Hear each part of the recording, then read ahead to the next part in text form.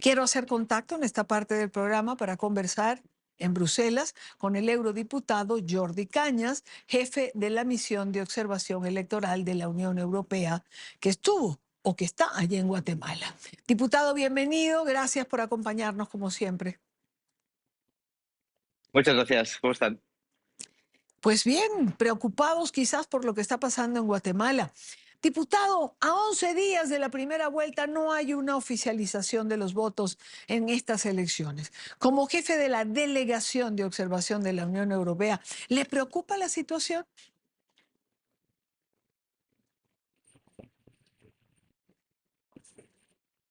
Sí, nos preocupa enormemente. De hecho, así lo expresamos el sábado pasado ante la información de la decisión de la Corte Constitucional de suspender la declaración de resultados de las elecciones del pasado 25 de junio. Lo manifestamos con mucha claridad.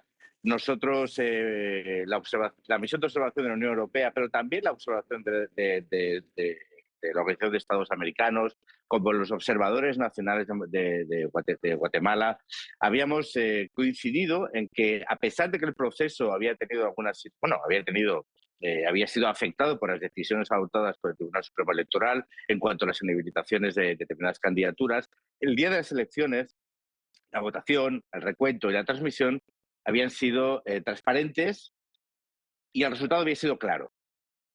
Es decir, no había habido prácticamente impugnaciones de los centros de votación por parte de los fiscales de los partidos, o había sido marginal ese número de mesas y, por lo tanto, nuestra observación, junto con la no impugnación de las mesas por parte de los fiscales, evidenciaba que el resultado había sido, repito, claro, y que la voluntad de los ciudadanos de Guatemala se había expresado de una forma clara y nítida. Primero, con un resultado del voto nulo del 17%, que lanzaba un mensaje político muy claro también, muy claro, de la lectura que hacían muchos ciudadanos de las decisiones adoptadas durante el proceso electoral, por las inhabilitaciones de muchas candidaturas, de 4 candidaturas a la presidencia, pero de más de 2.000 candidatos en el conjunto del país, pero que después había habido dos partidos que habían recibido el apoyo suficiente como para pasar a la segunda vuelta con un margen muy amplio.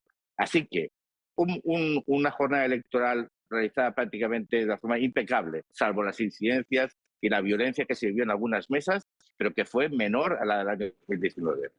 Más la claridad de los resultados, pues evidentemente la decisión del Constitucional, tomando una decisión que probablemente ni le competiese, porque era competencia de la Corte Suprema, pues sí que nos preocupó sobre todo porque lanzaba un mensaje de dudas, lanzaba un mensaje de confusión sobre una jornada electoral que, gracias especialmente al compromiso de los ciudadanos que habían conformado las juntas departamentales y las juntas locales, se había desarrollado de una forma prácticamente impecable.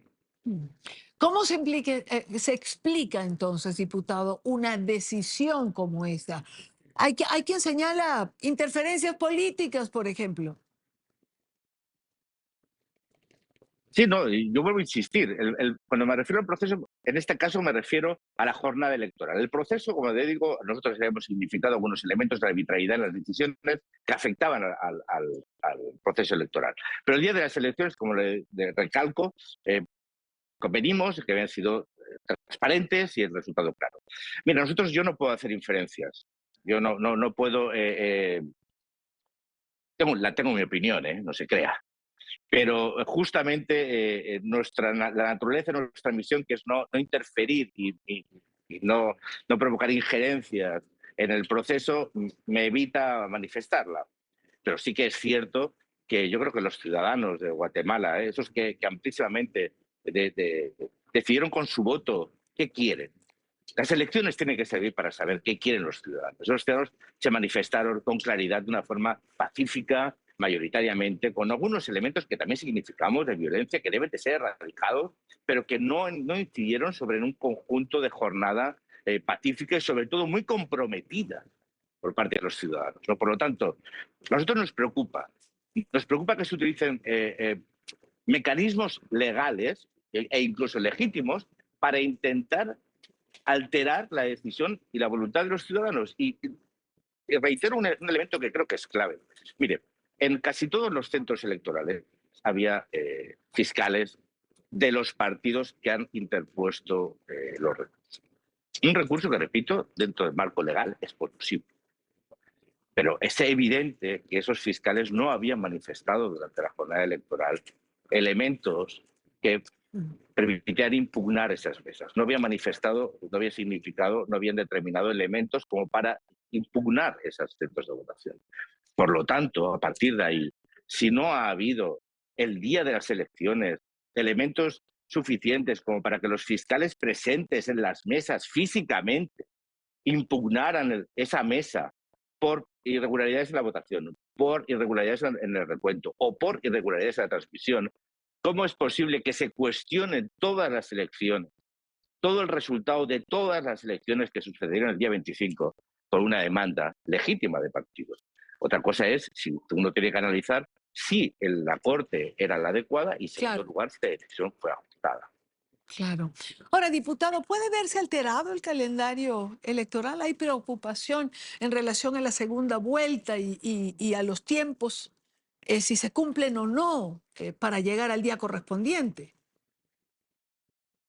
Mire, parece que la propia Corte ha dejado claro que el 20 de agosto es una fecha inaplazable, es decir, que no parece que hay elementos como para sospechar o creer que pueda haber un aplazamiento, una suspensión de la segunda vuelta. No, no lo parece. Pero yo repito, yo no tengo la bola de cristal, no puedo adivinar cuál va a ser, cómo va a resolver en la Corte Constitucional o quien sea acerca de las peticiones de los partidos. No lo sé.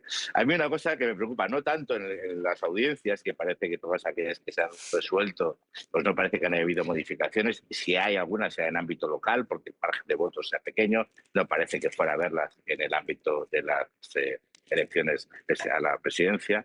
Pero lo que sigue siendo una cosa que sí que nos preocupa es que está empezando a aparecer una narrativa de una posible denuncia contra Semilla, en este caso, por supuestas irregularidades en procesos previos. Claro. Y esto sí que es un elemento que nos preocupa, porque hemos visto, si usted esto me lo hubiera dicho en otro contexto, hubiera dicho, no, pues yo creo que a estas alturas es imposible que pueda haber ningún elemento que pueda cuestionar que la decisión de los ciudadanos, que se expresó en las urnas, donde había dos candidaturas de dos partidos políticos, con dos candidatos que con claridad pasaron a segunda vuelta, pero claro, con los antecedentes de que 4 candidatos han sido suspendidos, pues yo creo que hay preocupación. Y justamente esa preocupación ha hecho que haya unos posicionamientos más claros de lo habituales después de la primera vuelta. Yo creo que cuando uno lee el posicionamiento de la Unión Europea, cuando lee el posicionamiento de la Organización de Estados Americanos, cuando lee el posicionamiento de los países de la Unión Europea, de los países del Servicio de Acción Exterior de la Unión Europea, de Estados Unidos, del Departamento de Estado, ve lo que se está ahí diciendo es la voluntad de los ciudadanos ha sido clara, clara, que nadie crea que va a poder vulnerar esa claridad utilizando mecanismos legales que vulneren el principio sagrado de unas elecciones, que es que la decisión sobre quién tiene que ser o pasar una vuelta o quién tiene que ser el presidente la toman los ciudadanos. Eso es lo que la máxima democrática, ¿no? El derecho a votar, el derecho a ser elegido y el derecho a tener un resultado claro y que deba ser respetado, que se respete la democracia y los Claro. procedimientos que la amparan. Mm. Y creo que además, diputado, hay unanimidad de criterio y de respuesta en relación a esto que usted plantea. De cumplirse la segunda vuelta, ¿estará la misión observadora de la Unión Europea? Bueno, no nos hemos ido, ¿eh? Nosotros seguimos observando las audiencias. De hecho, hemos extendido nuestra presencia, como sabe, llevamos allí desde principios de mayo. La hemos extendido para poder hacer el seguimiento y la observancia de las audiencias, pero que creemos que es clave. No, la Unión Europea no se va a ir durante todo el proceso. La Unión Europea va a estar permanentemente allí, siempre y cuando nos autoricen a estar, a seguir estando. ¿eh?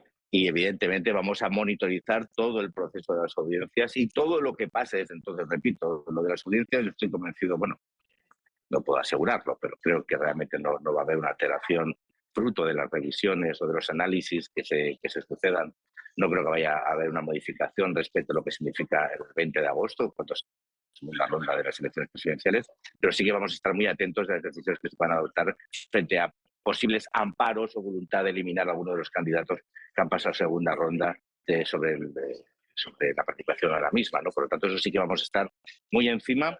Como siempre, observaremos, tomaremos nota y después del 20 de agosto emitiremos nuevamente un informe que denunciará en este caso si se producen irregularidades. Pues quiero agradecer a Jordi Cañas, jefe de la misión de observación electoral de la Unión Europea en Guatemala, diputado. Gracias siempre por estar con nosotros. Muchísimas gracias a ustedes.